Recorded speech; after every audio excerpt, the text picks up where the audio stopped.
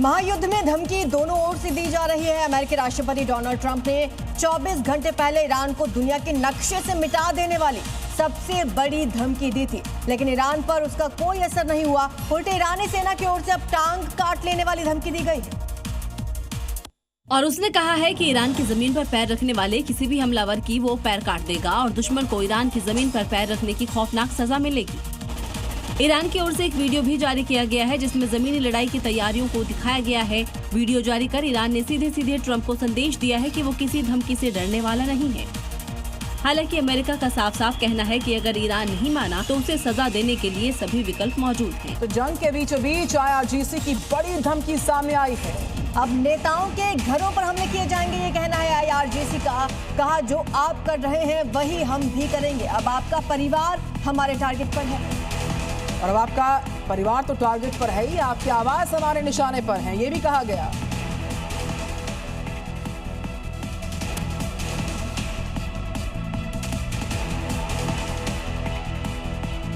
Israel पर Iran का हमला जारी है। तो तेल अवीव की बात करें, साथ ही साथ वेस्ट बैंक की बात करें। ईरानी मिसाइल के हमलों से भारी नुकसान इन इलाकों को पहुंचा। धुआं और बर्बादी के निशान चारों तरफ बता रहे कि नुकसान कितना बड़ा है और पूरे शहर को धुआं कर रहा है। इन जलती गाड़ियों को देखिए कैसे धुएं का गुबार उठ रहा है। ईरान के क्लस्टर बम ने तेल अवीव में भारी तबाही मचाई है। हर तरफ तबाही के निशान दिख रहे हैं। ईरान के क्लस्टर बम लगातार इजराइल के एयर डिफेंस सिस्टम को भेज रहे हैं। देखिए कैसे इस मकान के ऊपर बम गिरता है, उसके बाद जोरदार धमाका होता है। मकान का बड़ा हिस्सा चंद सेकंड में मलबे में तब्दील हो जाता है।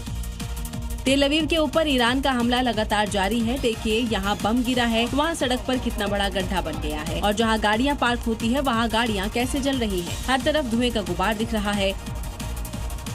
पश्चिम एशिया में बढ़ते तनाव के बीचों बीच इजराइल ने लेबनान के बॉर्डर पर अपनी सैन्य रणनीति और आक्रामक ज्यादा कर दी। इजराइल के PM बेंजामिन नेतन्याहू ने दक्षिणी लेबनान में बनाए गए बफर जोन को बढ़ाने का आदेश दे दिया है, जिसके बाद लिटानी नदी तक IDF का कब्जा हो जाएगा।